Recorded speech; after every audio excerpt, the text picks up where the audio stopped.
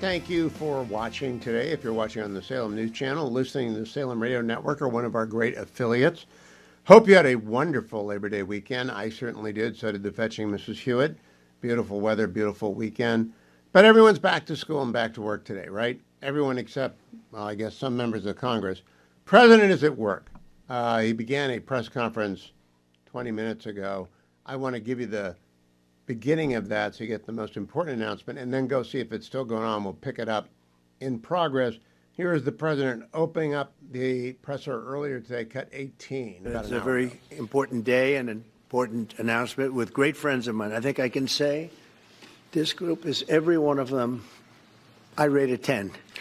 I can't always say that, even if they're Republicans, and these are Republicans, great Republicans. I want to thank you all for being here for this important announcement, 7 years in the making. As you know, this has been going on for a long period of time, and I am thrilled to report that the U.S. Space Command headquarters will move to the beautiful locale of a place called Huntsville, Alabama, forever to be known from this point forward as Rocket City. Okay, so Huntsville, Alabama, we love Alabama. I only won it by about 47 points. I don't think that influenced my decision, though, right? That didn't, right? But we had a lot of competition for this, and Alabama's getting it, Huntsville in particular. So congratulations, everybody. Katie, congratulations.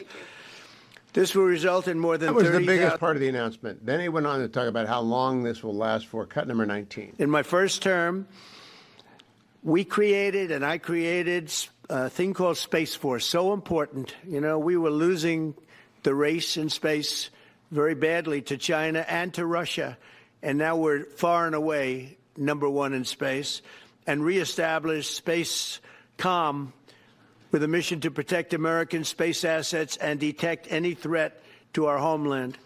We initially selected Huntsville for the Spacecom headquarters, yet those plans were wrongfully obstructed by the Biden administration. And as you know, they moved them to a different locale. And today we're moving forward with what we want to do and the place that we want to have this. And this will be there for hopefully hundreds of years. That's where it's going to be. And now let's go pick up the president's presser live. And even the sheriff, the top law enforcement person in Los Angeles, said, we could not have handled it without them. So that's what he said. Make your mind up on Chicago, though? Well, we're going in. I didn't say when. We're going in. When you lose, look, I have an obligation. This isn't a political thing. I have an obligation. When we lose, when 20 people are killed over the last 2.5 weeks, and 75 are shot with bullets. So let me tell you a little story about a place called D.C., District of Columbia, right here where we are. It's now a safe zone. We have no crime.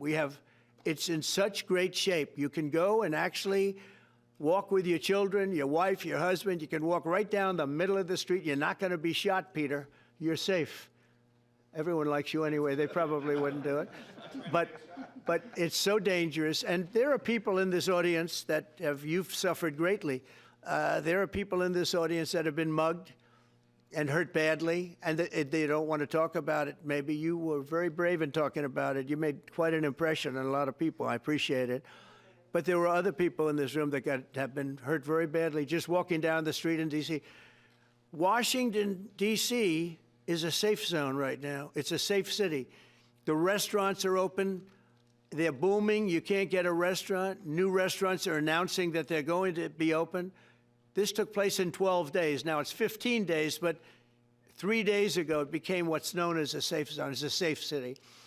And this city was really bad, really, really bad. We took 1,600 people out, hardcore criminals that will not be coming back anytime soon. And we're very proud of it. You know, to have our nation's capital lose every week. You know, it was like years, many years, where every single week somebody was killed for many, many, many consecutive weeks. This went on for years. And then we had, last week it was announced that nobody was killed last week. And I made that announcement in front of a very distinguished leader of a country.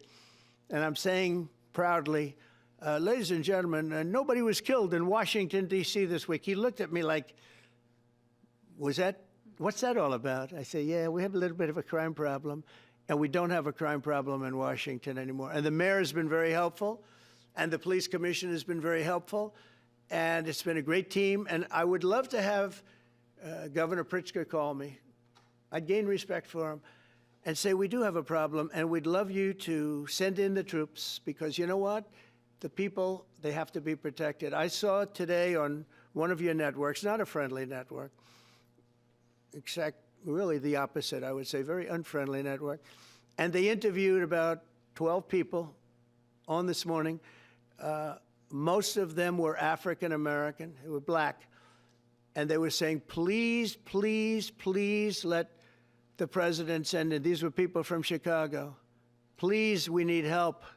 We need help. We can't walk outside. We're petrified. If the governor of Illinois would call me up, I would love to do it. Now, we're going to do it anyway. We have the right to do it because I have an obligation to protect this country. And that includes Baltimore. I saw where Governor Moore was asking me to take a walk down the street of Baltimore. Well, Baltimore is a very unsafe place. It's rated number 4 in the city, one of the most unsafe places anywhere in the world. But, you know, we took care. This was a beautiful thing that happened in Washington because we showed that it could be done. And this wasn't just sending big, strong guys, and they are big and they are strong. You know, we had a great decision from the Supreme Court that had to do with sort of talent. It had to do with you are put down based on merit. You can hire based on merit. So merit for a soldier or for a policeman is strong, physically fit, having a certain ability, not a person that is woke and got the job through woke, but wasn't strong enough to lift a gun out of the holster, et cetera, et cetera. No, I looked at the police. As you know, last week I went over, we had a meeting there had to be 300 people, and they were all very impressive looking. And when the bad guys see them, they're not going to do a thing. And so I'm very proud of Washington. Absolutely right it serves about as that. a template. Presence and is we're going to do it elsewhere. Having an impact in Washington, D.C., where you see pictures of the National Guard in the metro. And my belief is Union Station is the canary in the coal mine for Washington, D.C. I've lived there on and off since 1981. And Union Station's always been the poker tell.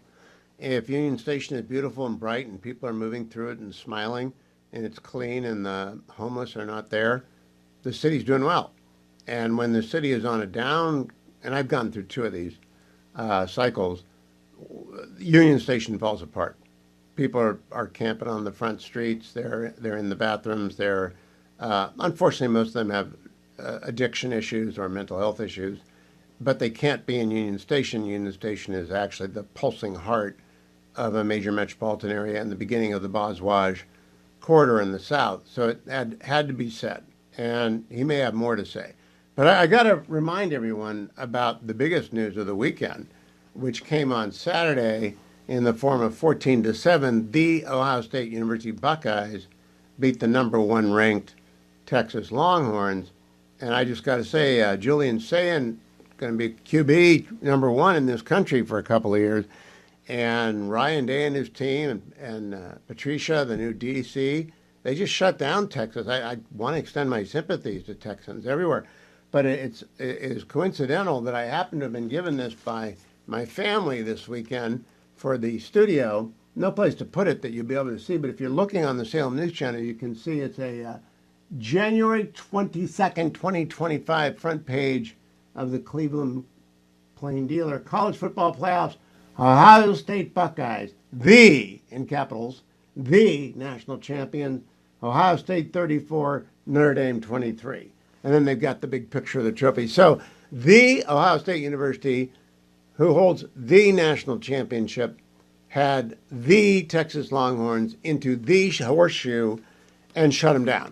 And I think Arch Manning may know where he is now, but for a lot of Saturday afternoon, he did not know where he was. And that's okay. He's a kid. He'll get better. It takes 2 years.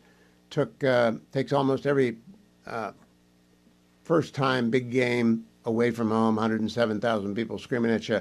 Takes a couple of those to get used to it. But just in case you missed it, Ohio State 14, Texas 7. And the NFL season is beginning with the Cleveland Browns welcoming to Cleveland Stadium the Bengals. And to be fair, I've got a Bengals fan coming up next, John Ashbrook of Comfortably Smug, and Josh Holmes and Michael Duncan fame. Together they are the fellows on the Ruthless Podcast. John Ashbrook is one of the fellows of the Ruthless Podcast.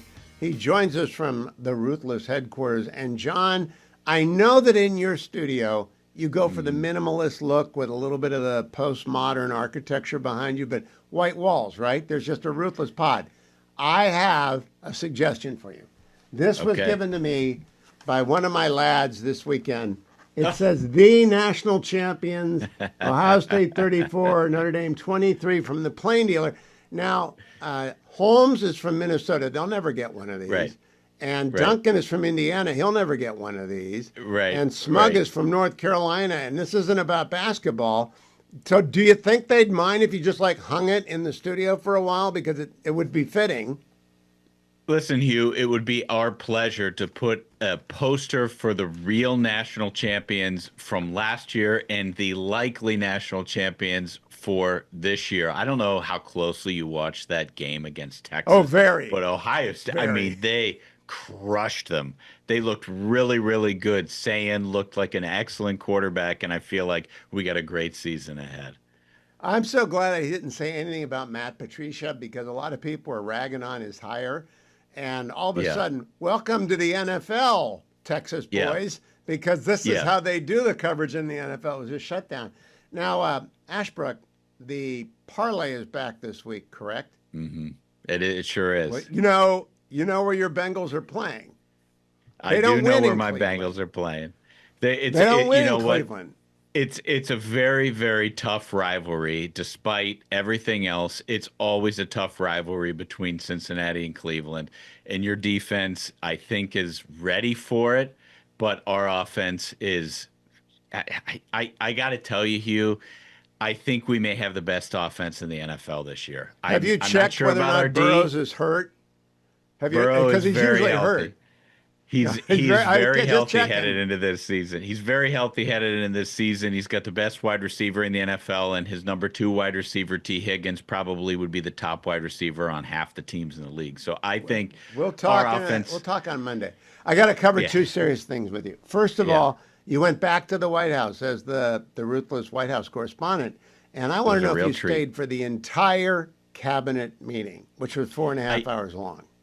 I did. I stayed for the entire thing, and some people had the temerity to suggest that it wasn't the longest cabinet meeting in history. They said that, Andy Jackson had one that was 10 minutes longer back in the 1800s, and I dispute that. I don't think the clocks in the 1800s were as good as the clocks are today. I think that our great president, Donald Trump, not only had the longest cabinet meeting in history, but he entertained questions from the press left and right all day long.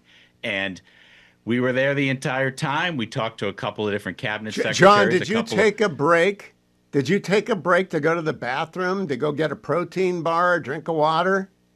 Our president didn't take a break to go to the bathroom, so we felt like we couldn't do that either. We had to match him as best we possibly could. And there were a couple of cabinet secretaries who weren't able to make it because they had to catch flights for very important meetings, but a couple of them stuck around and did interviews, and it was just you jumped Chris Wright. Good interview with Chris Wright. Yeah, good interview. So that was. Thank you very much. I just wanted to check it professionally. You stayed. You were there for the whole time. You can't leave something like a once-in-a-lifetime historic count.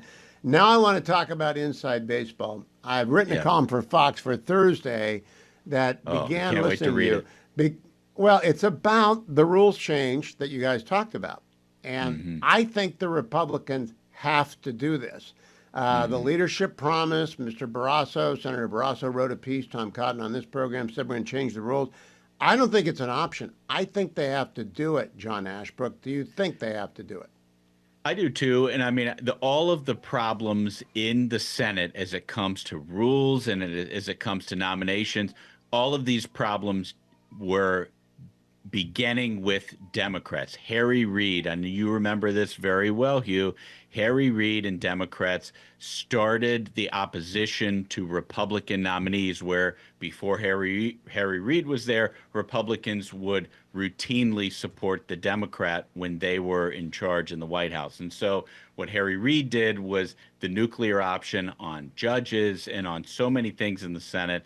And I think it's time to change the rules to be able to keep up with what has to happen in our government. I mean, you've seen this, and Hugh, I know you've covered it on your show, but there are these district judges who are overruling or attempting to overrule basic decisions from the executive that 77 million people voted, according to Article 2 in our Constitution, to empower the President of the United States to make administrative decisions.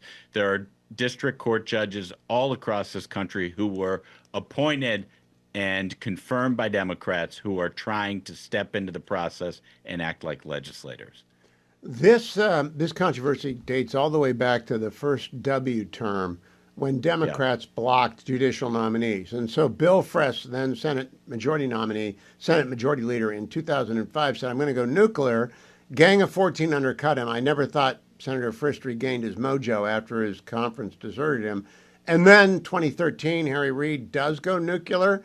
2017, Mitch McConnell, your old boss, matches him and goes. I just think there come points where the Senate has to say that the rules are for a continuing body, but if you're not going to play by the rules, the unwritten rules, we're not going to stand by the unwritten rule that you don't change the rules. Yeah, Hugh, I remember one thing that Senator McConnell said at the time when Harry Reid did what he did is, you are going to regret this, and you're going to regret it a lot sooner than you think. And Democrats started it. They started it back when W was in office, as you remember, and you pointed out.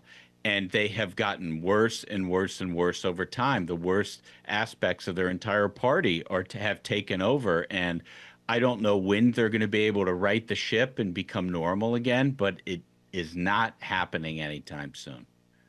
Now, the question goes to the base. I think Republicans will be very, very upset with the Senate GOP if they don't do this, because it's 100% blockage. They've done no unanimous consents, as you guys reviewed today. Not one. It's at the minimum until this time is 57% of nominees received unanimous consent. Not one nominee for President Trump in his second term. 57% of Biden nominees got unanimous consent. Do you think there's a price that will be paid if Republicans do not get this done? I think they have to get it done. And Hugh, you mentioned, you went back to the Bush administration. I assume you were talking about Miguel Estrada, one of the greatest legal minds of our era, just a brilliant, brilliant guy that the Democrats stopped. And they started this train. And I got to tell you, I think that Republicans will follow through with making sure that the courts are represented by a list of people who represent the will of the voters when they installed Donald Trump as president of the United States. And I think, we talked to Eric Schmidt today. He's a senator from Missouri, he got a background as the AG from that state, very influential member, and he gave us the impression that the Senate is moving in the right direction. Well, that is excellent, John Ashbrook. Don't be too upset about Sunday. And remember, this can be on loan. It's like a Smithsonian painting. It can be on loan to the Ruthless Studio if and when you want it. But in the meantime, just do not be too upset come Sunday. John Ashbrook from the Ruthless Podcast. Thank you, John. I'm going to check the market the half hour before close because gold is really having a day. The Dow is down 0.73. The S&P is down 0.89. The NASDAQ is down 1.15%. Gold, however, is at $3,599.30 an ounce, all-time high for gold. So I went to my email box, see what Nick Grovich thought about this. Nick and his team at AmericanFederal.com are sponsors of mine, and there was, in fact, an email. Here we go again, Nick writes, gold hits all-time high. It was only a year or so ago, he writes, that we were worried about buying gold at the $2,200 level. Everyone, including me, was nervous about gold being so high. I had one client who'd been with me for decades. We traded out of his rare coins, put the money in gold many years ago. The gold we performed, the gold we bought far outperformed the rare coins he had had. He asked me what I thought about buying $1 million worth of gold to give his daughter. This was a special client. Like my dad, was a Marine, so I had even more respect for him, and I really wanted to make a good decision. I agonized over doing the right thing for him and his daughter. Well, we ended up buying at the top price at that time, right around $2,000 an ounce. Today, we wish we'd bought more gold, with gold up to 70%. With gold up 70%. We all feel pretty happy with the decision. Could we have saved a couple of $100? Sure, if we had a crystal ball that worked. But the point is, we bought when the market seemed right. For a year, it didn't seem like a great decision, but today we look like geniuses. Don't let today's market dissuade you from doing what's right. If you're buying for a quick profit, this may not be the move for you. But if you're buying to protect your wealth, then you should not second guess yourself. If you are overthought it, you will never buy, and that would be tragic. Gold quickly closed in on $3,500 an ounce and is trading above that number this morning. It's going to hit $3,600, I would bet, today. Yes, it's pricey, Nick writes, but it's just as likely to get more pricey in the near future.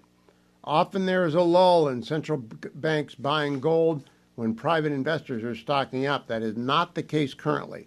There is increased private buying at the same time institutional buyers and central banks are increasing their purchases. This could easily create the perfect storm and drive prices higher. He talks about his gold special. Half ounce Gold Eagle, 63 over the spot price per coin, or a 1 ounce Gold Eagle, $125 over the spot price per coin. Call today. That number is 800-221-7694. 800-221-7694. Free shipping, handling, and insurance on orders over $5,000. I just read that because I didn't know Nick was going to send that. I had no idea that gold would be doing this crazy thing today. But everybody in the world is buying gold. And you might think, well, that's too expensive for me. Well, that's like saying Amazon was too expensive for you 8x backwards. It's just not. Is the president still talking? Oh, the president just wrapped up. Then I will tell you about a note I got from Andrew Del Rey. Second sponsor of the program is Andrew Del Rey and Todd Avakian. They are with Sierra Pacific Mortgage. That's a sponsor of lenders for people who are buying houses. Their phone number is 888-888-1172. Andrew does not often send me the comments of his customers. He got a lot of good ones. You got thousands of them. If you look at andrewandtodd.com or call 888-888-1172, you'll find more 5-star testimonials. But this one came in this weekend, so Andrew sent it to me. I am truly grateful to the team at Sierra Pacific Mortgage for bringing me to the closing table and having me moved in my home. Purchased on my own. From the start, Andrew was thoughtful, thorough, and transparent. As I got through the qualifying process and it was turned over to the rest of the team, they were thorough and quick on getting things done. Everything was done in a timely, accurate manner. They see me through to the end, walk me through everything, explaining to me as I go along the way. Sierra Pacific crushed the hurdles, crushed the mountains of paperwork, pushed through and past the humps and got me to the finish line. In my new home. Closing was a breeze. Sign, initial, shake hands, smile, congratulations. Here's your keys. That's how easy it was. Thank you to the team. You have all worked so diligently in crushing the obstacles. So thank you again, Sierra Pacific Mortgage, who makes all things possible. All things work together for good to them that love God and are called according to his purpose. Romans 8, verse 28. A gift that was presented to me from a great big Father.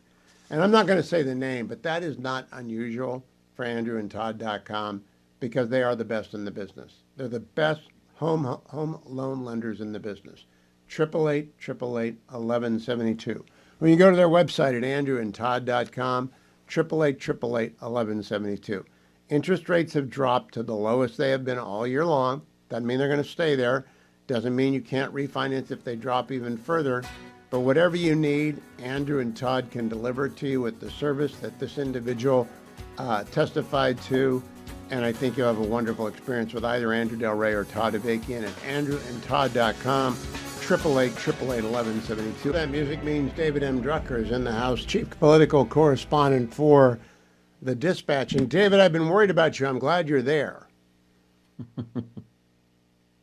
43-10, Utah over UCLA. I hope you didn't watch it. No, I'm now calling for the program to be disbanded because it's such an embarrassment, and it's clear that the UCLA athletic department has no desire to actually field a competitive program. Look, I don't really fault Deshaun Foster here. Chip Kelly left us high and dry, but he did that because the administration should have fired him before the end of the season, after which he left. They're in this no-win situation. They turn to an untested coach who hasn't even been a coordinator. I watched Foster run at UCLA. I mean, he's a Bruin through and through, great runner, good running backs coach, but hadn't proven himself at this level, and this is what you get for it.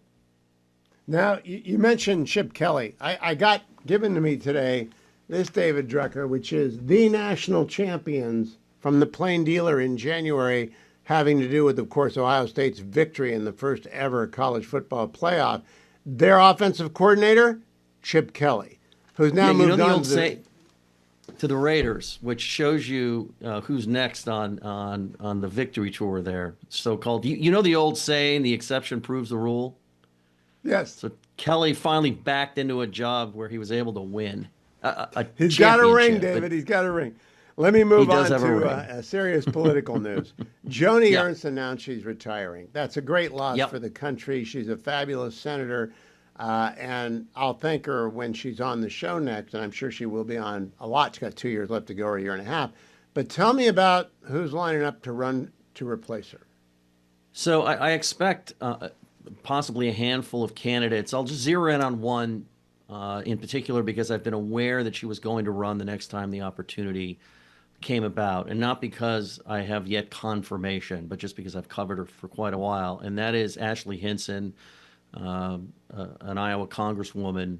She's been on the Hill of 2, 3, 4 terms, something like that. I was going to guess 6 years, maybe into her 7th year now. Yeah, up and comer, very sharp. Now she is a USC grad, University of Southern California. She was a reporter. So she has So she has 2 strikes against her. But she's proven herself to be very politically capable. She's very ambitious. She works hard. She's married. She has kids, which means she understands the experience of your average voter. Can she win a primary? Well, first we have to see who Trump endorses. But I expect her to be a major contender. I think she's the kind of candidate that if this race were to ever become competitive in a general election, and I'm not saying it will, just given where Iowa is these days, but if it were, she's the kind of contender in a tough midterm year that you want because she's got appeal across the political spectrum. The map has not gotten better for Republicans, not terrible. They've got to defend seats in North Carolina where it's open, in Maine where Susan Collins is St. Susan and should win, in Ohio where Sherrod Brown's making a comeback, and in Iowa now. Democrats have to defend in Michigan, Georgia, and New Hampshire. Where's your intuitive net on this, David Drucker? Well, listen, I still think Republicans are more likely than not to hold the majority, and they have a 3-seat advantage right now.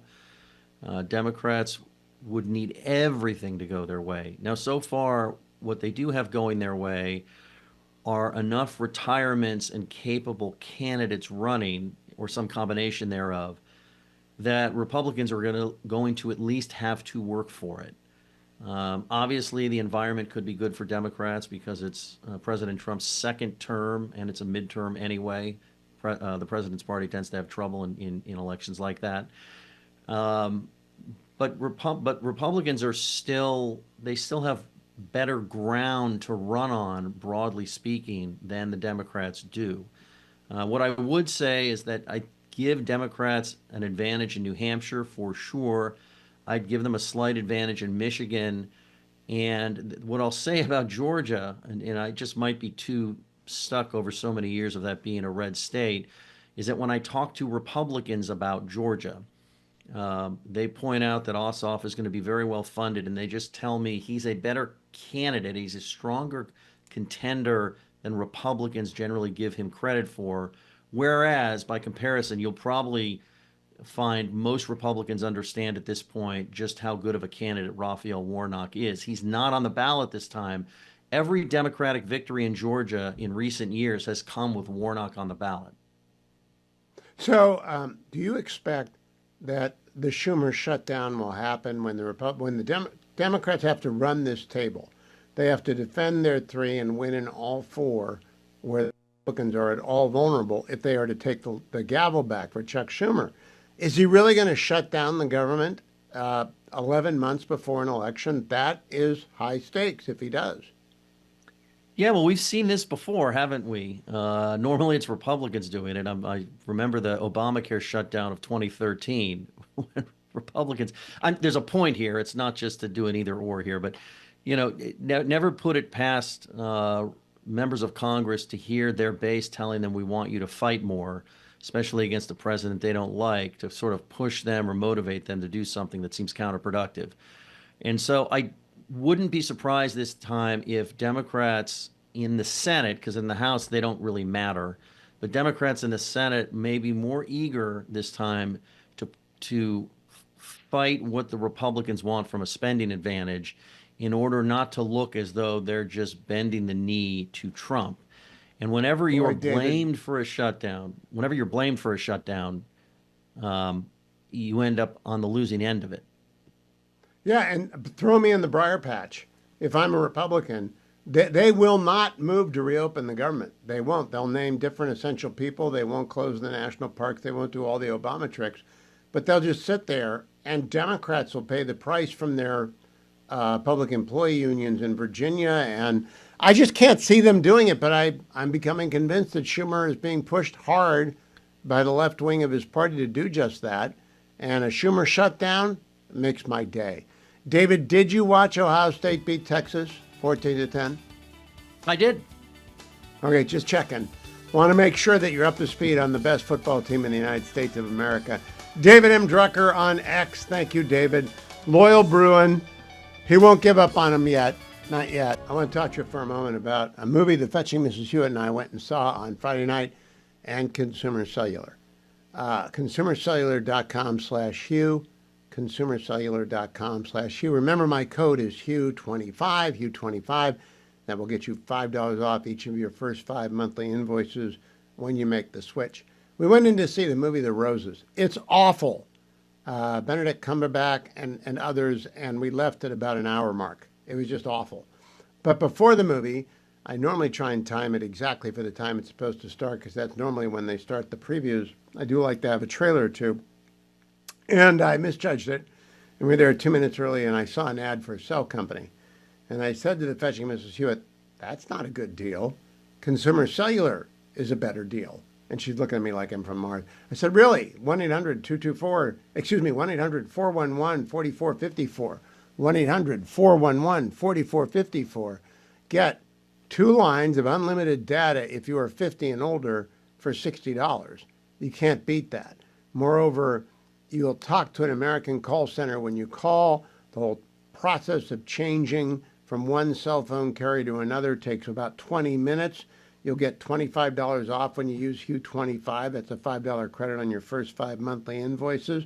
But the key is, if you're 50 and older, you get 2 unlimited lines of data, as much as you need, for $60. It's $30 each line. Manage your cost of living by using Consumer Cellular. Do not sacrifice savings for service. Have them both with Consumer Cellular. And don't pay attention to the people in the movies telling you they got a great deal. Trust me on ConsumerCellular.com/Hugh. Finally, my 6-6 day. Here's my relief factor. When I got my 6 miles in on Thursday, I said, I wonder if I can do this 7 days in a row. I haven't done a 7-6. And today I knocked off my 6-6 in a row, 6.2 miles exactly. I have a 10K course laid out. And the weather's just been spectacular.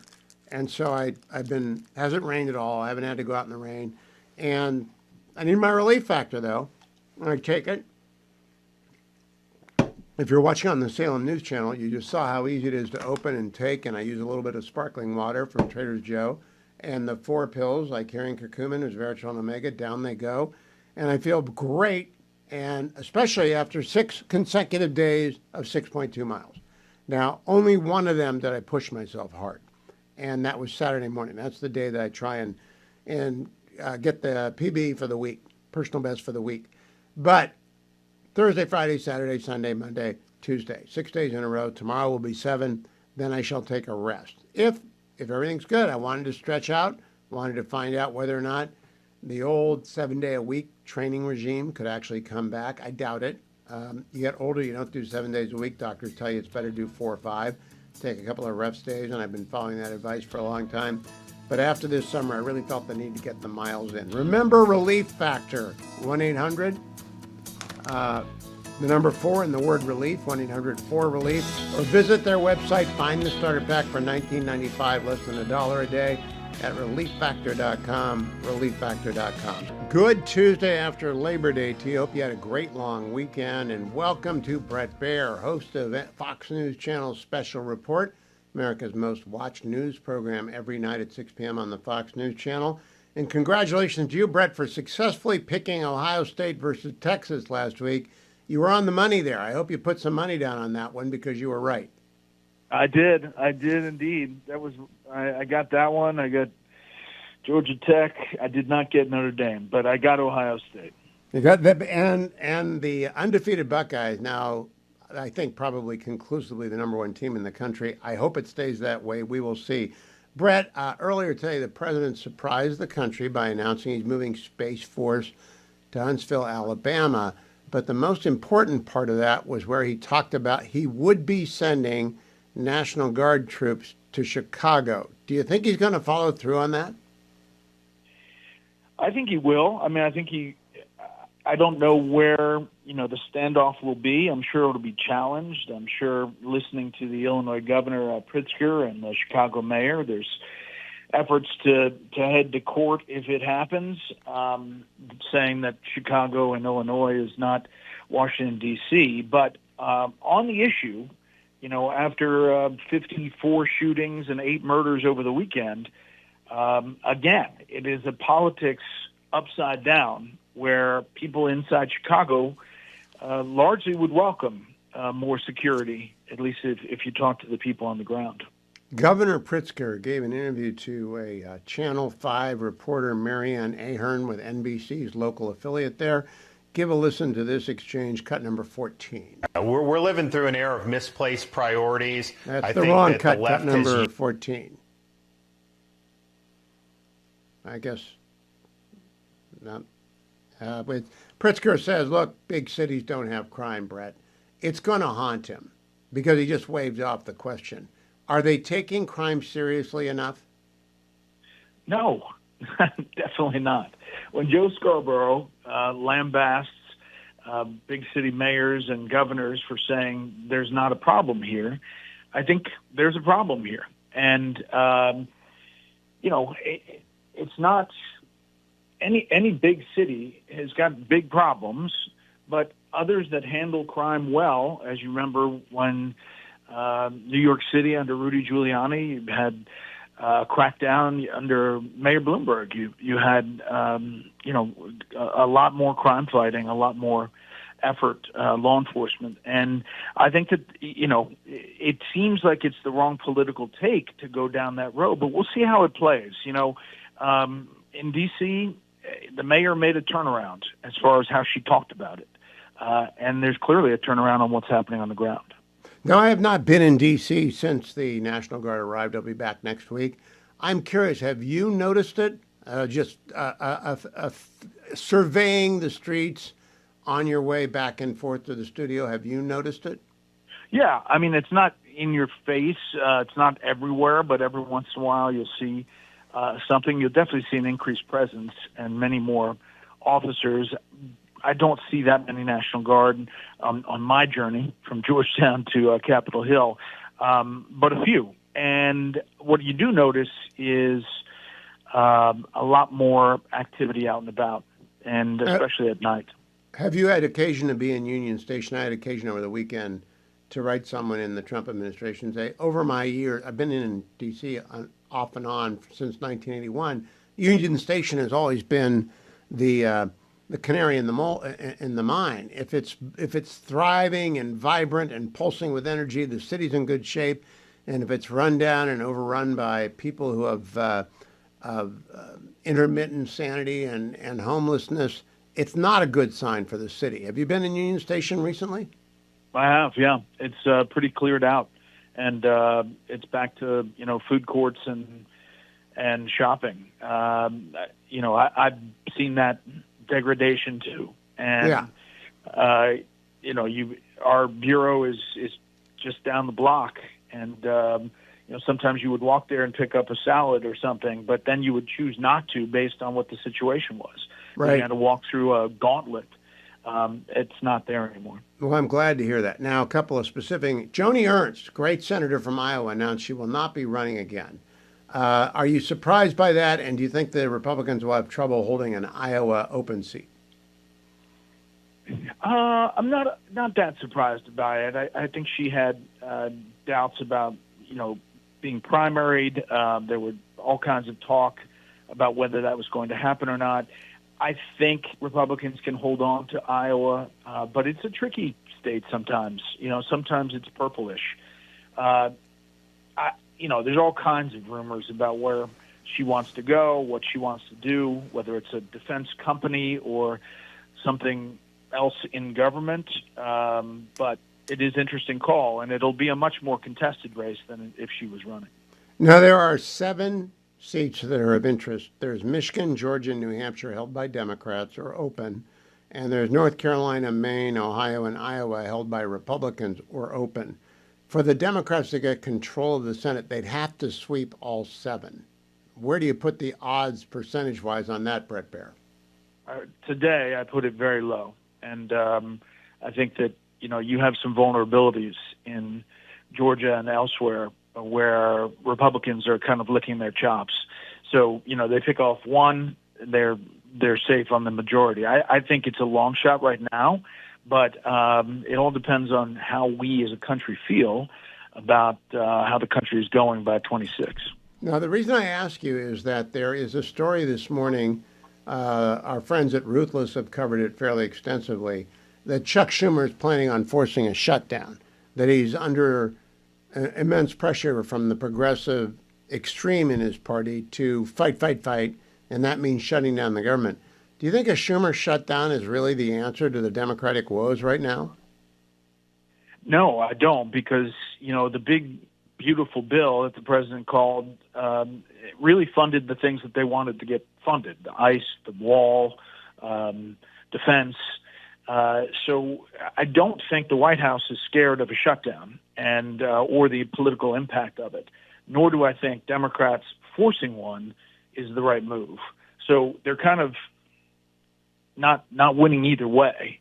I think that there is going to be a lot of leeway to push for rescissions and cutbacks. And when you're fighting that battle about federal spending, it's not an easy one to win politically. Yeah, I can't imagine they would do it, but a Schumer shutdown may be in the offing. Last question, Bret. The Republicans in the Senate are frustrated over the fact that not a single nominee received unanimous consent. 57% of President Biden's nominees got unanimous consent, and they are contemplating the nuclear option to change the rules to guarantee a quick vote for everyone who comes out of committee. I think they should do it. I think they must do it. What do you think, hear, and believe will happen? Well, I think there's a greater chance that it happens. I think Senator Thune was trying to negotiate. They were trying to at least get the people who had Democratic votes out of committee to pass through on a voice vote or unanimous consent. It hasn't happened.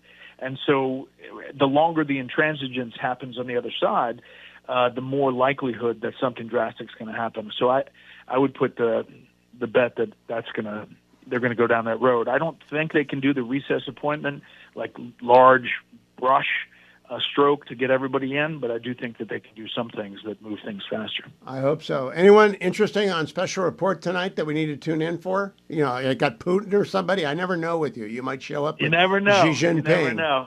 Tonight I'm in New York. I had to come up to New York do some promo stuff, so I'll have a great panel of Harold Ford and Dana Perino and Lawrence Jones. And three tomorrow superstars. we've got some good stuff happening. I tell you what was interesting, just quickly, is that meeting out in Asia between Putin and Xi and North Korean leader Kim Jong-un. this is what's forming as the new Legion of Doom, the new axis of evil. And I The think Alliance of Tyrants. Yeah. we need to watch that. And Modi dropped in for a cup of coffee with these guys, which was not exactly a inspiring moment for our national security establishment either. Bret Baier will be watching you on Special Report from New York tonight on Fox News Channel at 6 p.m. Thank you, Bret. Don't go anywhere, America. I'm coming right back. Christopher Scalia is joining me from the American Enterprise Institute. Change of pace. Christopher has written this amazing book, 13 novels conservatives will love, but probably haven't read. And the 13 novels are all fabulous. I've read exactly 3 in a long life of reading. And so he's right. Probably haven't read, but the 3 that I have read, he's right. They're fabulous, lasting impact novels. So a short course in why novels and which ones to start with, coming up with Chris Scalia. By the way, the AP new rankings are out. #1 team in the country, The Ohio State University with 1,636 points. Penn State is in second with 1,558. 55 first place vote for the Buckeyes, 7 for the Nittany Lions, 3 by some drunk people who think LSU ought to be #1. Then Georgia, Miami, Oregon, Texas in #7, Clemson, Notre Dame in 9, South Carolina round out the top 10. Something completely different to start our September off. Christopher Scalia is the author of this book, 13 novels conservatives will love, parens, but probably haven't read. Christopher is a senior fellow in Social, Cultural, and Constitutional Studies Department at the American Enterprise Institute. He's a recovering English professor, and he joins me. Congratulations on 13 novels, Christopher. It's fabulous. When and how did you decide to take on this project? Thank you, Hugh. That means a lot, and thank you for having me on. I've been wanting to take on this project or something like it for some time, just because, when you speak to conservatives about fiction they like because it expresses conservative values or ideas, we tend to talk about the same handful of books, and most of those books are very good. I'm thinking of Evelyn Waugh's Brideshead Revisited, or 1984 by George Orwell, Bonfire of the Vanities by Tom Wolfe, or even Lord of the Rings. These are great books, but we're so focused on that small selection, I think we've lost sight of kind of the great literary tradition that's at our disposal. And I wanted to make readers a little bit more aware of that by introducing them to novels, English language originals that go back from the 18th century to the present day, to show them that it's possible for great fiction to deal with important ideas and themes of particular relevance and importance to conservatives. Now, I was impressed, Christopher, originally by your blurbs. Christine Rosen, Andrew Ferguson, Jessica Hooten Wilson, Matt Continetti, John Miller, Peter Robinson. What they all have in common is serious intellect and good humor, which is actually quite a calling card for a novelist or a literary writer, to be able to draw in people who have got great intelligence and good humor, because that's what one can then expect in the book. Is there anyone that got away that you wanted a blurb? Well, Hugh, I should have gone to you, of course, but Oh no, I'm not a fiction reader. That's why I found this so interesting. I'm a nonfiction guy who gets a thriller in the summer, and I've only read 3 of your 13, which are My Antonia by Willa Cather, Scoop by Waugh, and then Peace Like a River by Engler. And we'll talk about those 3 in a second segment. But let's cover the big challenge, getting anyone to read anything. Because we live in the Potter generation, and it seems like a lot of our kids read Potter and stop. Yes, and I don't think there's anything wrong with reading Harry Potter, but especially millennials, I guess, and maybe Zoomers now, that's kind of the end of things, because they're so entranced by that. And it really should just be an introduction to other great books and great literature. It can be challenging, I say this as a parent, to get children to read. I'm struggling with that myself, and I think to a degree it just requires patience. But it's also difficult because I think there are so many things apart from books that we can be doing, that children can be doing, that we can be doing, and the numbers show that we're doing a lot of things other than reading. The National Endowment for the Arts in the early 80s did a survey and found that about 56% of Americans reported having read a work of literature in the previous year for fun. These days, that number is more like 36%, so close to a 20% drop. And the problem is, it's not that the internet is necessarily bad and everything we're doing on it is unhealthy for us, but we lose a lot when we lose reading in general and fiction in particular. And we need to hold on to the benefits of reading fiction that I go into in my introduction, such as developing what's called our sympathetic or moral imagination, our ability to understand people who don't think or live as we do. And without I want to run fiction, down the seven. There are seven things you cited in the introduction as reasons to read the 13 books. But I did want to start by telling, don't feel bad if you're not a reader. Christopher disarms the audience by quoting James Shapiro, who's a Shakespeare scholar at Columbia. I'm glad to know they have Shakespeare scholars at Columbia, Christopher, who said, I'm reading 100 websites, I'm listening to podcasts. He went from 5 novels a month to 1. And that's obviously a literature addict, right? yes. It's not like this is the whole country hasn't become dumb. We've become preoccupied with other things. That's exactly right. And I should say, you said you had read 3 of these novels. It's a pretty good number. One of my fears with this book is that I'm making people feel guilty for not having read these books. In fact, I hadn't read many of them before I started work on this project. These are just books. Many of them were books I had heard about and been meaning to read for a long time, but really hadn't had the time or reason to get to them until I was working on this project. But it is, you're absolutely right. It's not just people who don't generally read or who aren't professional readers who struggle with this. Even college professors at important colleges struggle with this as well. Let me run down the reasons to read. Great fiction is a source of beauty, and beauty is good. Great fiction is a source of truth, but per Emily Dickinson's advice, truth told slant. Number 2, you quote my friend John Agresto. While our books may not make us more humane, they can surely show us and lead us to think about all aspects, high and low, of our humanity. Number 3, from Russell Kirk, a moral obligation to normality from authors is what he expects. That is, explicitly or implicitly involved. 4, being a better citizen can flow from fiction. 5, from Ralph Ellison, fiction provides visions of ideal democracy. Anthony Trollope, of all people's numbers, 6, gesture towards things as they should be. And then the big surprise, President Obama, provoke and shape democratic engagement and do it with empathy. Those are 7 excellent reasons. Eugene, has anyone said no? Or Christopher, has anyone said no? I'm going to call you by your brother's name a few times. That's okay. I'm in good company there.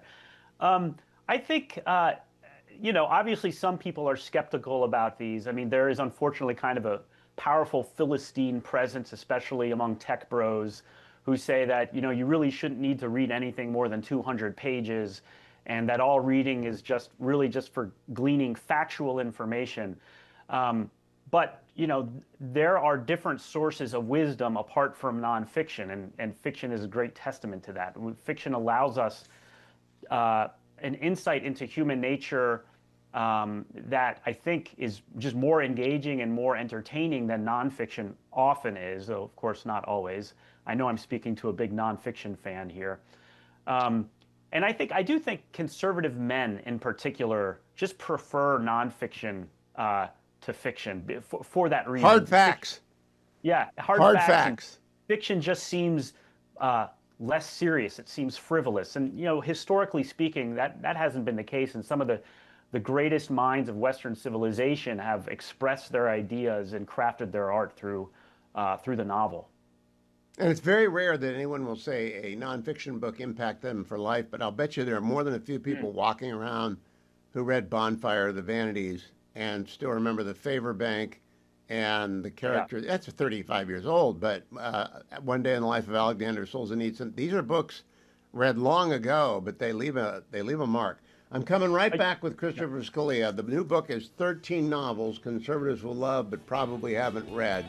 I'm not going to read you the list of 13, but we're going to talk about 3 and why each of them matters a little bit. I will continue talking with Christopher Scalia at the top of the next hour, but I wanted to make sure that people who are commuting early and people who are commuting late got to hear some of Christopher Scalia, because I really believe your household will be better off if you buy 13 novels conservatives will love but probably haven't read. You may intrigue yourself, your spouse, your children, your grandchildren. It's a good book to have around, like the essays of Joseph Epstein. Christopher Scalia is gifted as a writer and doesn't give anything away, no spoilers, but leads you into a book. And I know that because I read the 3 chapters about the 3 books that I had read of the 13. You'll hear about that next hour. And I came away thinking, this is good art. Now to the Chicago crime issue. Let's start with Governor Pritzker, cut number 14. You're going to hear people, especially this past weekend, 54 shot, 7 dead. Yeah. They're going to say the city's not safe. Would you ask your friends to ride the L after midnight or after, 9 o'clock at night even to come down to the city from O'Hare? Look, big cities have crime. There's no doubt about it. But let's just pay attention to what President Trump is doing targeting Chicago. He's overlooking red states that have much higher crime rates. Okay, so that's going to be part of the presidential campaign that he launches and falls apart.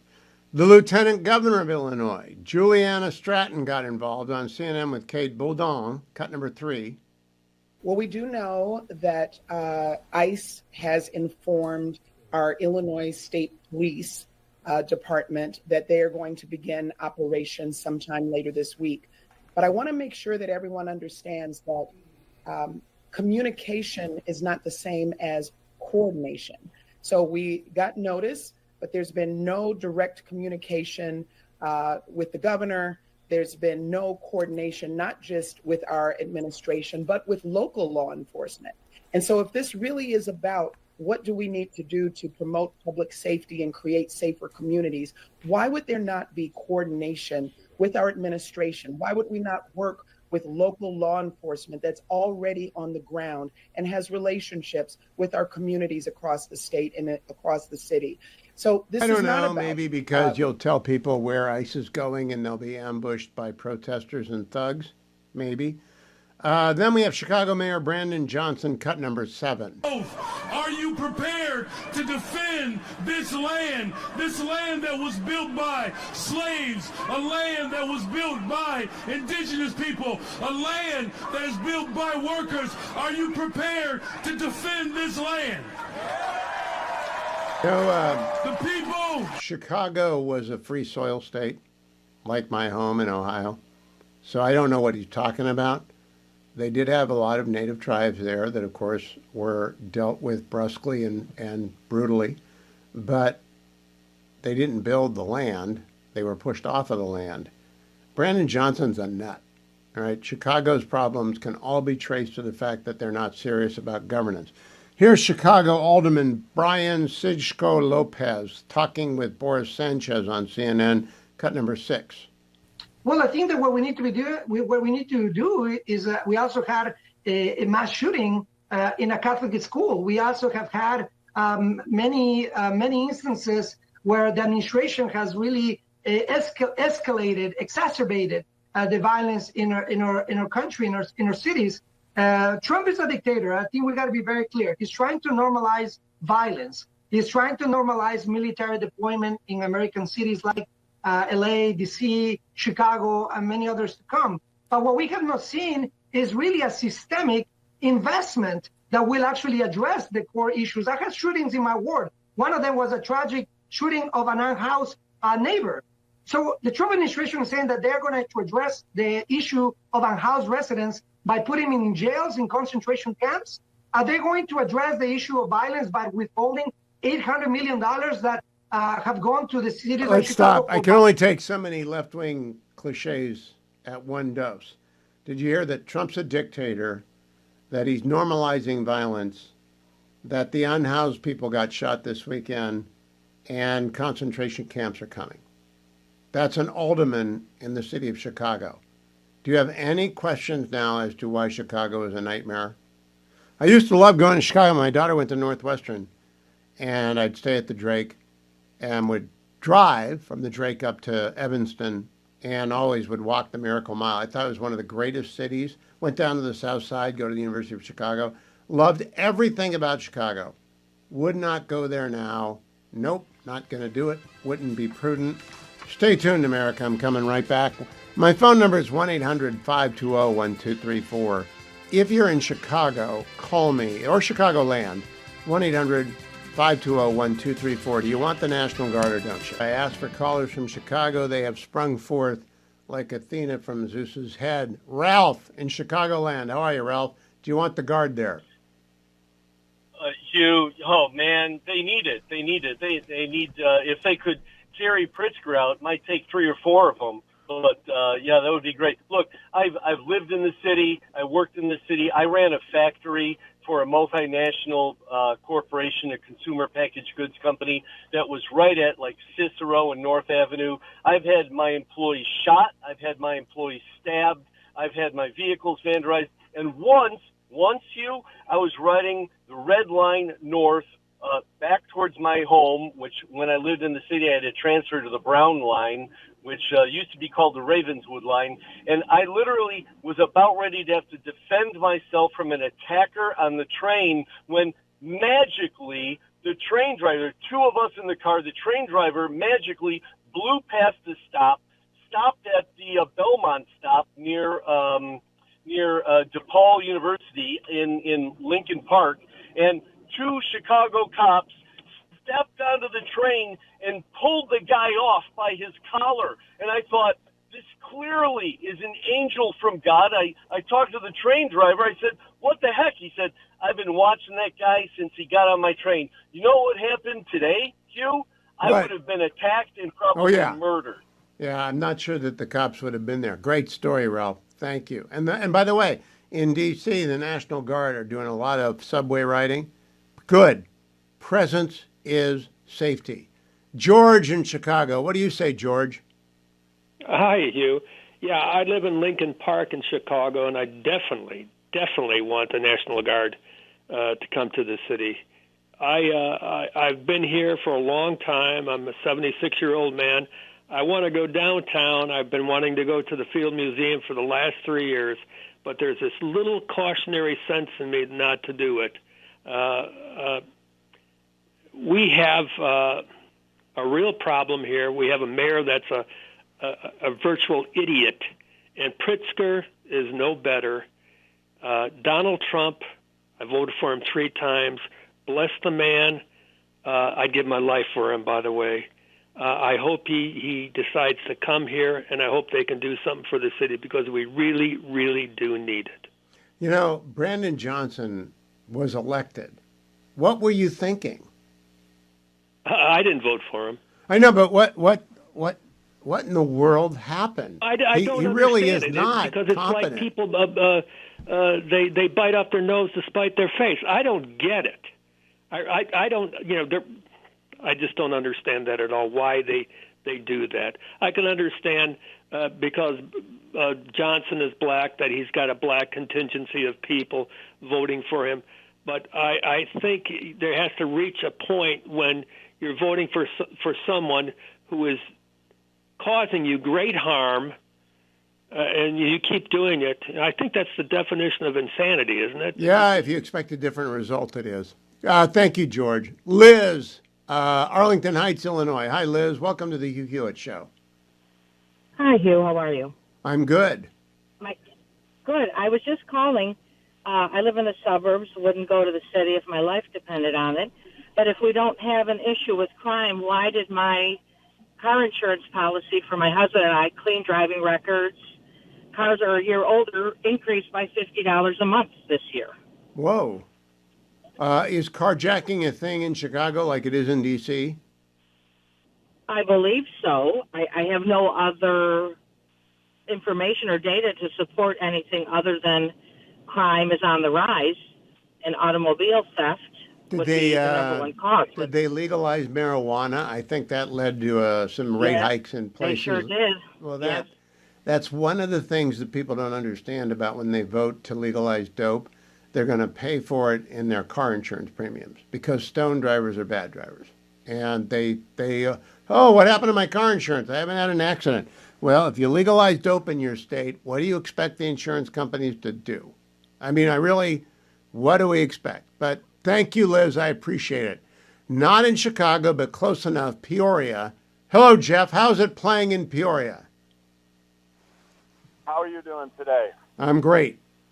Yeah, I live in Chicago. I've lived here a very long time, and I very much oppose the National Guard coming to my city. I've lived here about 50 years. I grew up in New York. And what I think is happening is that Trump is actually starting the next civil war.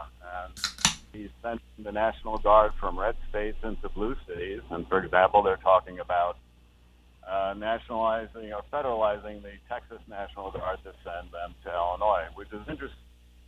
You know, Governor Abbott sort of started a little contest between us states when he sends refugees here. Would you explain for me a little bit what you mean, Jeff, by a civil war? I mean, he's going to send red state troops into northern blue states and cities to occupy them. Now, how this works out, I don't know. But Civil War, our Civil War cost 660,000 deaths, untold misery, had to be done in order to emancipate the slaves and make them freedmen. But it was a civil war. There are civil wars underway in various parts of the world that we can look at, like Lebanon. We know what civil war looks like. Is that an overstatement on your part, or do you really believe Trump is intent on civil war? But it's necessary for the red states to control this ideologically. And how would we control you ideologically? You're calling a conservative station. Pardon me? You're calling a conservative talk show, and yes, I listen to you. I listen to The Answer, which is hilariously named, a little bit sort of arrogant, if I don't mind saying so. No, I do have The Answer. Also 89, and you know, I go from on my AM radio from 89 to 520 to 860, or what is it, 820 WCPT. But Jeff, I just want, can you hold over during the break and give some real thought to giving a minute's description of what you think the country will look like in 2 years? All right? In 2 because years? Civil War, that's like your mayor saying he's a dictator, concentration camps are coming, he's trying to normalize violence. Maybe that was your alderman in Chicago. Jeff in Peoria has held on. Jeff, you have 1 minute. I'm going to give you the soapbox. Warn everybody what's coming. Oh, yeah, no, I don't know. Please. I just want to I live in Chicago. I'm coming back from visiting my elderly father in Peoria. He's well, by the way.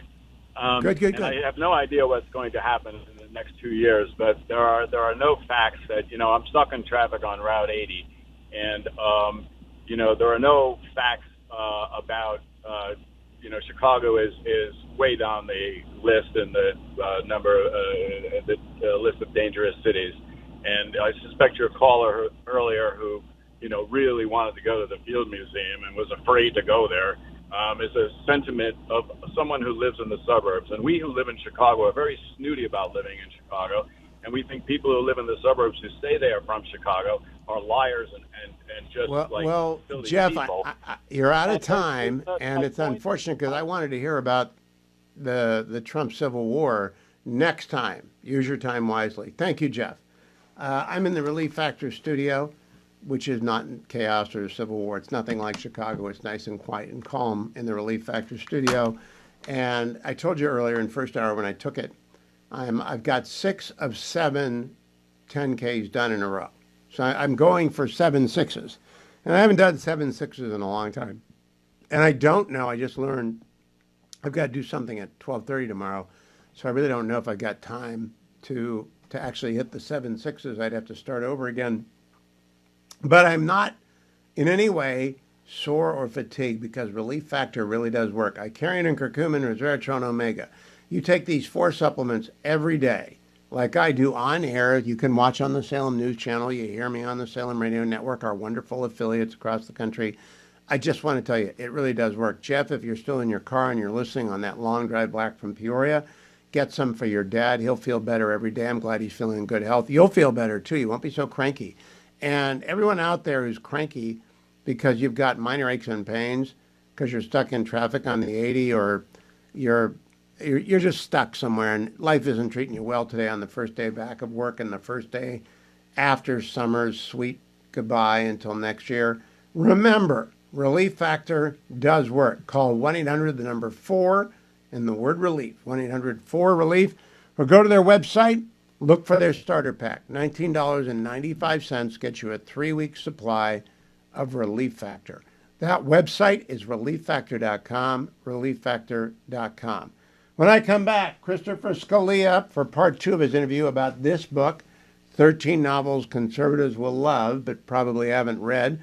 And then we go from the very high to the very current with Senator Ted Cruz, who hosts The Verdict most days, but he's joining me to talk about an amazing bit of the One Big Beautiful Bill that he authored that is truly revolutionary and a great thing that did not get much press at the time. So Senator Cruz is coming to join me to talk about that.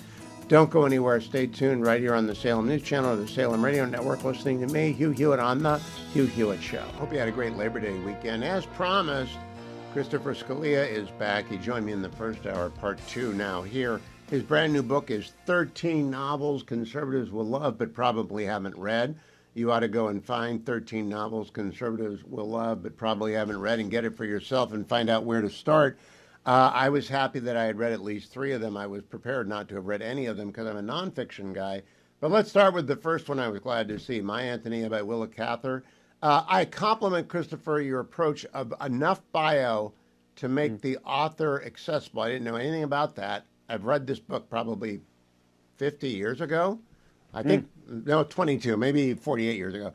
And she wins a Pulitzer in 1923. You quote all the people that love her, Lionel Trilling, Joseph Epstein, whose work I admire so much and in whose footsteps you are following. How would you explain how it's a novel of both immigration and the spirit of the age? Well, it's a wonderful novel that I think celebrates the American dream as it's made available to both native-born Americans and immigrants. The title character, My Antonia, is a new arrival to the United States. Her family comes, they go to Nebraska, and they really struggle there. But Antonia, after her own serious struggles, finds great success by starting a big family of her own. And I think I love that novel in part because towards the end there's a great depiction of this enormous family, happy big family, which you don't get very often in fiction. I love that. But her story I'm going to bring up, the narrator is Jim, and yes. Someone with whom Jim is traveling. So they provide the frame. And I had forgotten a lot of this, but immediately comes back. You think that's a good test of a novel if you haven't read it in a long time? And immediately it comes back. I think that's absolutely right. And we remember, Joseph Epstein writes about this. Often we don't remember plots of novels, but we remember the characters. We kind of remember the general sensation or impression we have of a novel. That's a good sign. Jim Burden is the other character who's kind of the manifestation of the American dream in this novel. He's an orphan who moves from Virginia to Nebraska. He too experiences some trouble. But he also is kind of the emblem of the American dream in that he gets a great education, has great success in business, and he has that success, Cather makes clear, because he loves America. He's a lawyer for the railroad company, and he has his success in that capacity because he loves the landscape, he loves America, and that kind of drives him to this great success. So these two central characters are very different backgrounds. And have different degrees of happiness, but they are both emblems of what we now call the American dream and what's possible to people who are resilient and work hard. This audience loves Hillsdale College, so I want to include the fact that Bradley Berzer of Hillsdale calls Cather, quote, the most American of American authors. Having just finished the brand new giant book on Twain, I'm glad to see at least there's a runner-up for someone other than Twain. I don't think Willa Cather will be getting the full-on bio that many authors get, but she's a fabulous writer. Let me move on to the unusual one, which I'd forgotten I'd read. It's only from 2001. Is it Leaf Engler or Life Engler? Peace Like a River, 2001. I've been calling him Leaf. I'm told that it's probably Leif, so I'll go with that. Yeah, I wanted to include. Go ahead. I wanted to include a couple of 21st century novels because it's important for people to know that great literature is still being written and conservative ideas are still being explored in those novels in interesting ways. Peace Like a River is one of those novels I hadn't read until I started this project. Family members had been recommending it to me for years, and I kicked myself after I read it for taking so long. It is a wonderful novel about family, about justice, and not to sound too left-wing, but it's also an important novel about how men should behave, kind of different ways men can behave appropriately, the right balance between justice and mercy and tenderness. I quote the Harvard professor Harvey Mansfield in his book about manliness in that context. But I think conservatives love this book. That's what struck me. Yeah, I couldn't believe having Harvey pop up like Agresto pops up. It's as though you know all my old friends, that you're reading people who are 35 years older than you. Let me quote what you say about the novel uses magical realism to treat the most radical elements of religious beliefs seriously. The book raises fundamental questions of religious beliefs seriously. That's not often done. No, it's not. And obviously, you don't have to be religious to be conservative, but conservatives are more likely to take religion seriously, even if they're atheists themselves. And with this, I don't know what Enger's politics are, but this struck me as such a conservative novel in some ways, just because it takes religious belief seriously. The main character, the narrator, a young boy, is convinced that his father can perform miracles. And over the course of the novel, we see a couple of those purported miracles performed. His family members are more skeptical about this, but it really does raise important questions for Christians in particular, about how we take our faith seriously, what it would mean if we witnessed a miracle, whether we would talk ourselves out of it or whether it would increase our faith somehow. So I want to recommend to everyone to get the Engler book, Peace Like a River. My law partner, John Yeager, nagged me into reading it, and then I was so happy that I had and passed it on to many other people. I want to touch on Scoop only because it's sort of out of kilter with everything else. Scoop is funny as can be, right? It's just hilarious, and it's an Englishman, it's an English journalist who is, clueless and out of his element and not doing the right thing. But you can't stop laughing, and I think it's good to laugh in a novel, and that does the job. There's something about satire that is really conducive to great conservative writers. Christopher Buckley's, for example, Thank You for Smoking, which many of your audience may have read, or going back even further, like Jonathan Swift or the poet Alexander Pope. Conservatives love satire. And Scoop is a satire of journalism that, even though it's nearly 100 years old, still rings true. It's about the groupthink of journalists and how journalists go into the stories with basically preconceived narratives that they're duty-bound to follow up on regardless of the facts. And we've seen that way too often in the past 5 years, how that's still the case. I've spoken to many journalists who swear by this novel's accuracy. It's pretty cynical, but it's also pretty accurate. It is. Let me conclude by talking to you about what C.S. Lewis called the clean breeze of centuries. And I'm sorry that hideous strength isn't anywhere in this book, because I always recommend that to young people, but it's really a young person's book. 13 novels conservatives will love. You say Lewis cited the clean breeze of centuries. So you wanted, Peace Like a River is only 25 years old, but you wanted books that had stood up to at least a little bit of time. Yeah, I even include a novel by Christopher Baier called The Index of Self-Destructive Acts that was published in 2020. But for the most part, these are older novels that have withstood the test of time. I don't think you really need to convince conservatives that old things matter, are important. But I quoted that C.S. Lewis line because it's just such a great way of understanding that even in the present, we are subject to our own bigotries and prejudices that we don't even realize.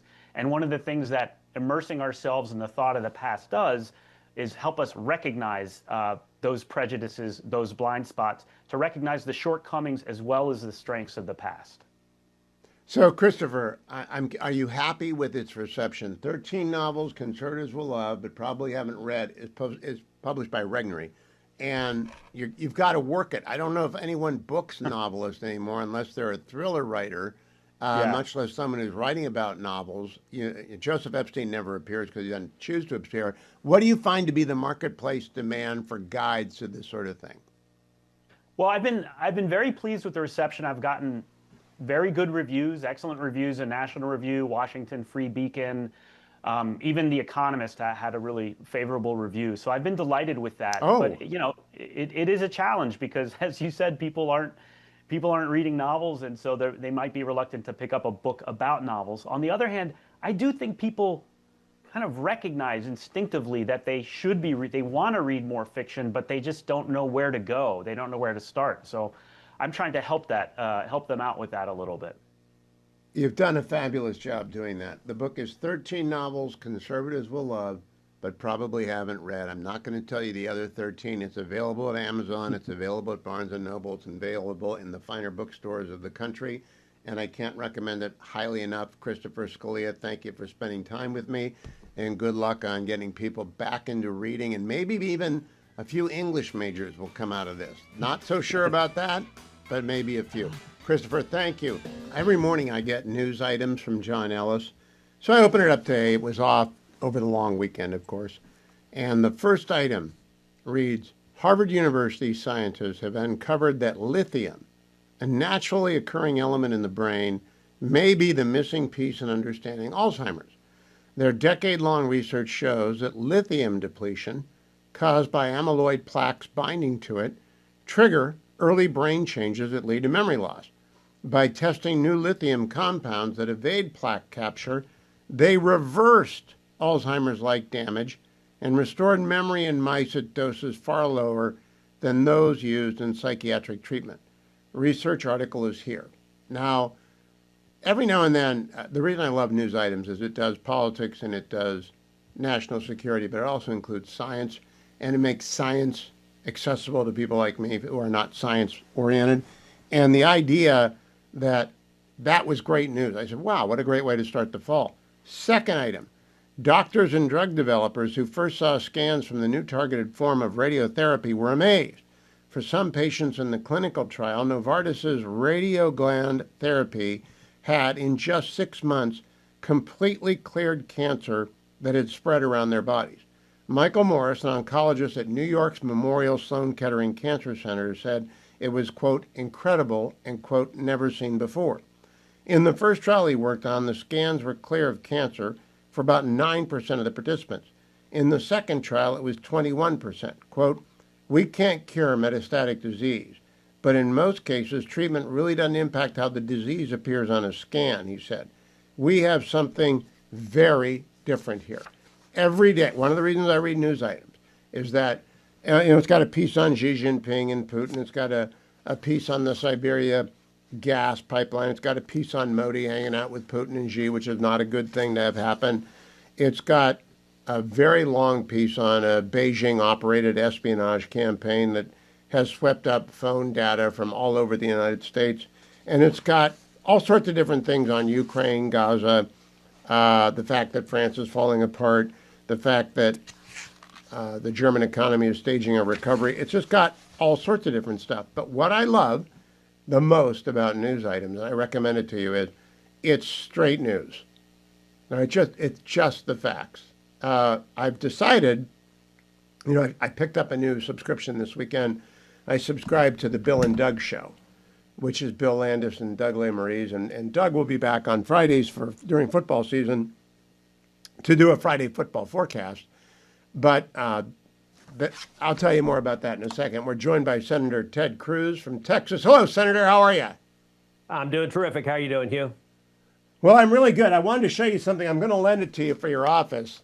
This is the Ohio State National Championship front page from the Cleveland Plain Dealer last year when they beat Texas. I was wondering, did it come to mind this weekend when you were watching the Buckeyes, Texas? I used to say I like you, Hugh. I may have to completely revise that. I got to say that's just cruel. And I'm still on the losing end of a wager from last year in that I owe J.D. Vance Texas barbecue, Shinerbach beer, Bluebell ice cream, and most disgraceful of all, I am obliged to show up in an Ohio State jersey, which will truly be painful. Fabulous. And I am unable to really complain about it too much because I proposed the terms of the wager, and I would have greatly enjoyed seeing JD in burnt orange.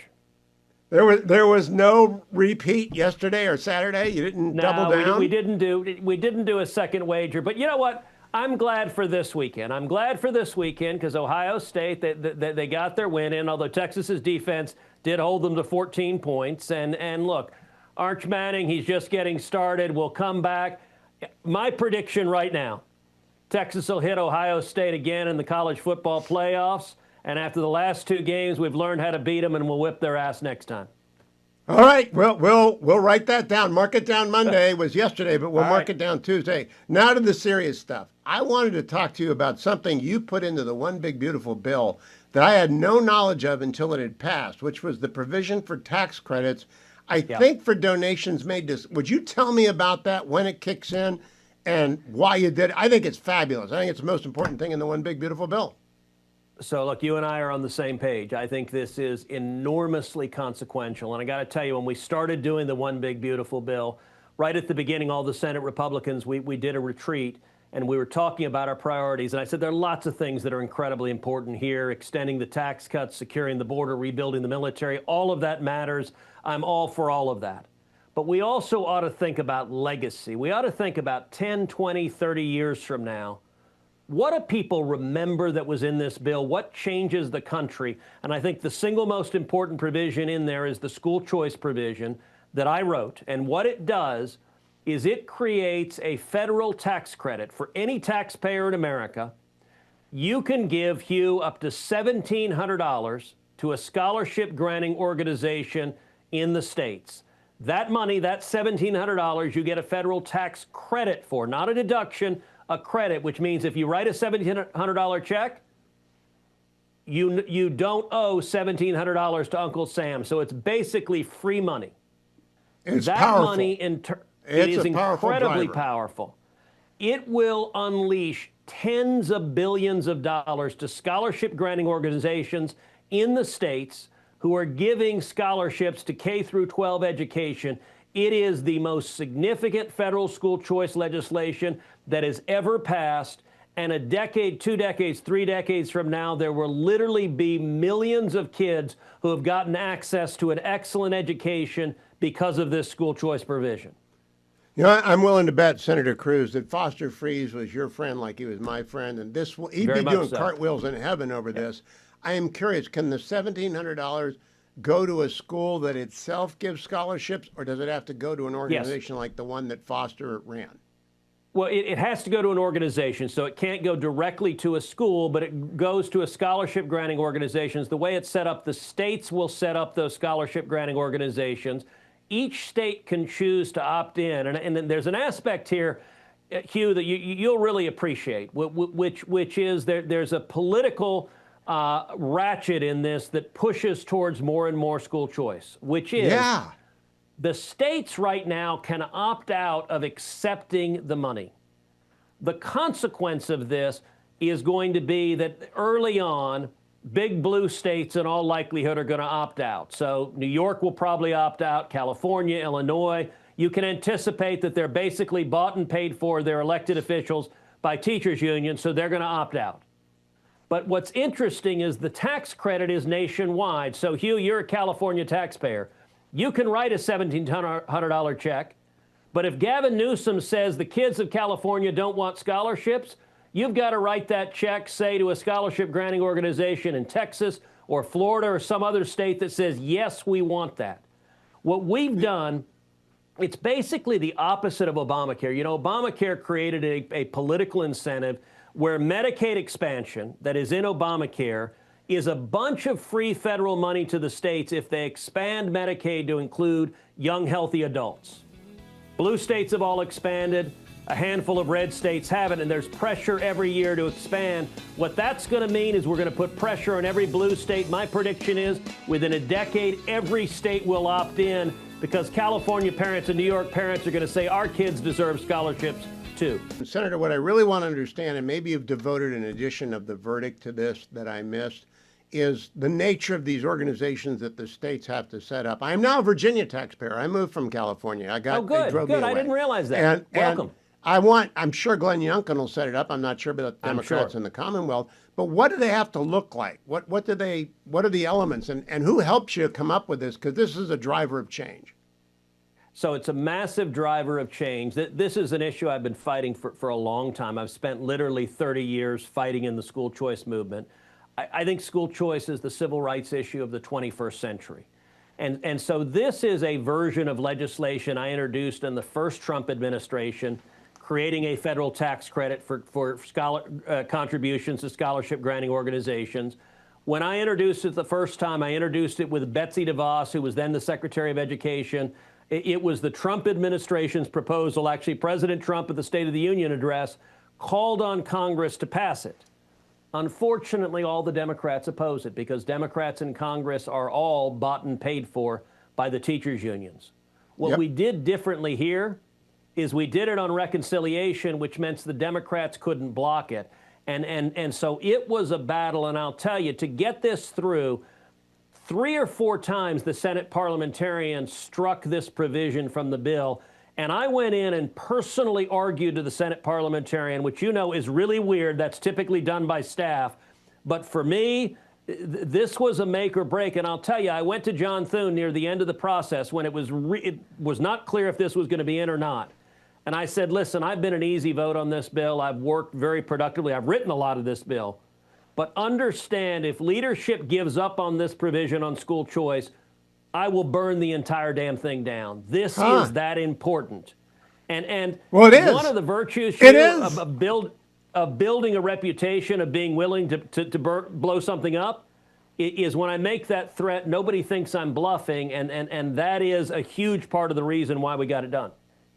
Well, I want to congratulate you, and I hope you do devote, if you're not already a subscriber to Ted Cruz's The Verdict, an entire hour to the ins and outs of this, because the states need guidance on how to build it and make sure that it's legal in the IR. But it's this is just my salute to you. We've been talking about school choice for decades. 14 states have got it done, but you got it into the tax code. So thank you, Senator Cruz.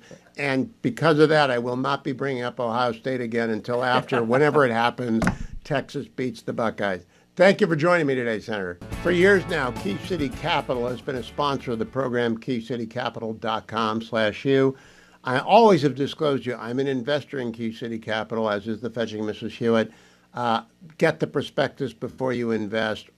You've got to be an accredited investor before you invest, and you can't be in the fund that I got into 3 years ago. But I always like talking to Ty Lassiter about the economic situation generally.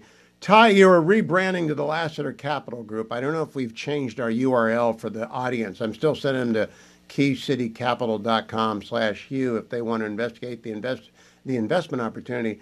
But I wanted your reaction today to the fact that gold has gone to $3,599 an ounce. I've been telling people for years, gold and dirt are the two things that don't move on you. What do you make of that? And what's it tell you about the underlying market?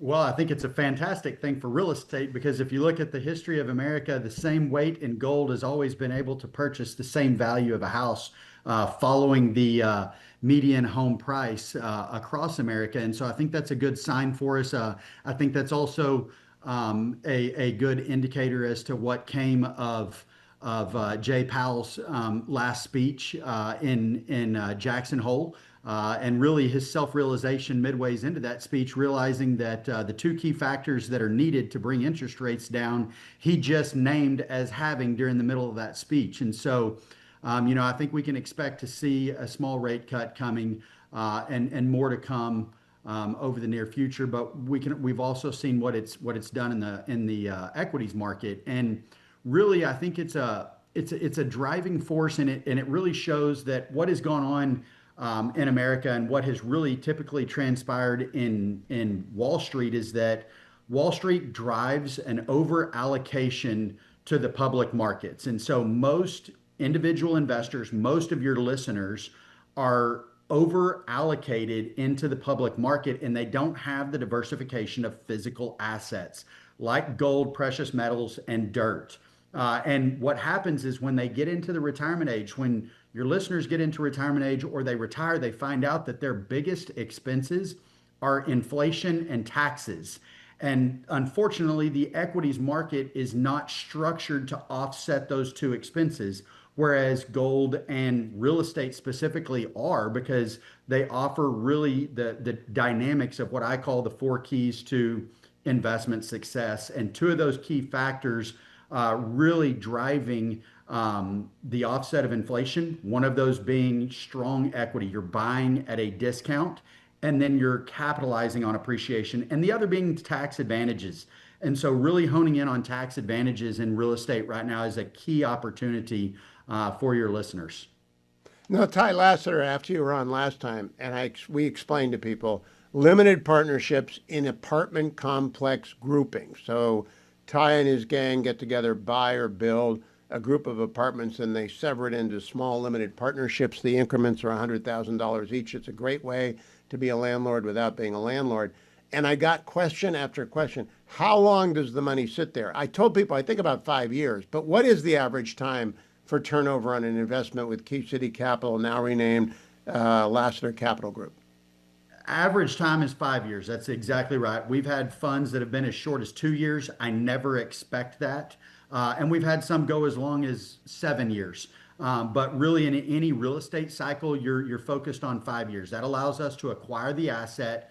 That allows us to do the capital expenditures and the renovations needed to optimize that asset. And then that allows us to what we call stabilize the asset, put the heads in beds, let a stabilized P&L start showing history, and then we go to market and sell it. And so that's typically a 5-year timeline, and that allows us to maximize on the dollar spent, maximize on the tax benefits that come with it, and then sell before it's time to put more money back into that asset again. And are people right now taking money out of the market, which is pretty frothy, and putting it into dirt? Yeah, I think we saw a little bit of a correction today, but I'm actually at a property right now that we're looking at that we're buying, and it's a absolute once in a lifetime opportunity. We've got one of our lenders reached out to us and said, "Hey, look, we've got an operator. They don't have the capital to bring into this asset. We need this operator out. We're willing to bring it to you for the cost of the debt alone, so we can step into this asset for the cost of the debt." And it comes with really two very unique opportunities that create this once in a lifetime for us. And one is a 10-year tax abatement that the city and the county are bringing to us to put some dollars back into this asset. So there's going to be a 10-year tax abatement on the revenue that this property generates. And then it also comes with land. There's available land that we're going to be able to sell to a builder and a developer that will pay. Which fund is that in, Ty? Because we're running low. Which fund is that in? Is it open? It is. It's open right now. It's Fund 14. That is our only opportunity available right now. keycitycapital.com/Hugh. Read the prospectus, be informed, be an accredited investor, and ask questions. Thank you, Ty Lassiter. Before I go to Lilacs, whose music that is, I do have to tell you about our sponsor, Americans for a Balanced Budget, who've got a website up running, StopHealthCostHikes.com. StopHealthCostHikes.com. Bottom line, Obamacare forced a lot of people into the Obamacare insurance exchanges on a state level. Maybe James is in one of those. And they're awful. They're expensive. They're incoherent and difficult to use. But eventually you get a bill. And up until this year, and including this year, you also got a tax credit if you were obliged to buy from the Obamacare exchanges. Those tax credits did not make it into the one big beautiful bill. So if you want them back, go to StopHealthCostHikes.com and add your voice to the thousands of people who don't want to be in the Obamacare exchange but got forced into it and don't want to pay the ridiculous prices they charge. StopHealthCostHikes.com. James, are you on Medicare yet, or are you in the Obamacare exchanges? Medicare for the moment, and then also going onto my wife's plan, which means that I should probably get off the Medicare B, cancel that for a while, avoid the special enrollment period so I don't have the 10% increase, and then probably let the COBRA play out. It's fun to be retired. I hate Medicare, but that's another day. I want to talk to you about, I've got a new game. Do you remember Name That Tune? I do indeed. In how many Okay. notes could somebody name that tune? Yes. Yeah, well, this is not Name That Tune. This is Explain That Loon. And we start with Governor Pritzker, cut number 14. You're going to hear people, especially this past weekend, 54 shot, 7 dead. Yeah. They're going to say the city's not safe. Would you ask your friends to ride the L after midnight or after, 9 o'clock at night even to come down to the city from O'Hare? Look, big cities have crime. There's no doubt about it. But let's just pay attention to what President Trump is doing targeting Chicago. He's overlooking red states that have much higher crime rates. Okay, explain that loon, James Lilacs. Yeah, I love that one. That's the new talking point. That red states themselves, having nothing to do with the cities in those red states, are consumed by crime. And I'm sure he would tell you that murders in Chicago are down 22%. But the thing of it is that when you are having 58 of your citizens perforated by gunfire in the course of a weekend, that most people would not say, well, what exactly is President Trump doing? I'm worried about that. You can have a discussion about overreach. You can have a discussion about whether or not the National Guard is the appropriate thing to do. But if you've got 58 people shot and 7 dead, maybe that's the thing that he should think of and not wave it away as, look, you live in a big city. Everybody who has been on, some subreddit forum where they're discussing the crime in their city, every time comes up against these people who tells us that death, destruction, ballistic perforation, carjackings, weed in the subway cars, and all these things, what are you going to do? It's just part of living in a big city. And that's absolutely not the case. You actually can do something about it. And I look forward to, in a couple of weeks, or whenever the National Guard goes in, we have one of those stories about, nobody died this weekend. Imagine that head-scratchingly figuring out why that. Second entry in Explain That Loon. Chicago Mayor Brandon Johnson, cut number 7. Are you prepared to defend this land that was built by slaves, a land that was built by indigenous people, a land that is built by workers? Are you prepared to defend this land? Are you prepared, James Lilacs, to explain that to me? Why would you want to prepare a land that had been built by so many by such awful circumstances? If it was built by slavery, then there's nothing defensible about it. If it was built by indigenous people, then that is hard maybe to explain the Empire State Building, unless, of course, you realize that they used many indigenous people who had a better sense of balance on the high with girders. Maybe workers, yes, built by workers. But are you ready to defend this land that was built by slaves and indigenous people? Contributors, yes. Built by, no. But what he's trying to do, of course, is tell everybody that we don't want Trump to come in here. We don't want to have the criminality diminished. And again, there's a wide lane in there for them to go in and say we've got to do something about crime. But in every one of the instances, they're saying, shrug shoulders, what are you going to do? It's a big town. Or all right, well, then we have our third entrance. Chicago Alderman Byron Sigcho Lopez, cut number 6. Well, I think that what we need to do is we also had a mass shooting in a Catholic school. We also have had many instances where the administration has really escalated, exacerbated the violence in our country, in our cities. Trump is a dictator. I think we got to be very clear. He's trying to normalize violence. He's trying to normalize military deployment in American cities like LA, DC, Chicago, and many others to come. But what we have not seen is really a systemic investment that will actually address the core issues. I had shootings in my ward. One of them was a tragic shooting of an unhoused neighbor.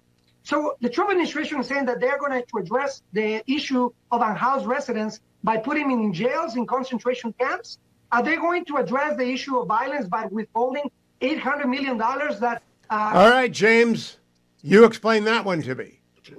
I cannot, because it is an incoherent load of cod swallow. The shooting that he started out by talking about in a Catholic church happened 6 blocks from my church, my home, and I'm in no mood really to politicize it or to say that it's because ICE had somehow increased the tempo of violence in the country. It's nonsense.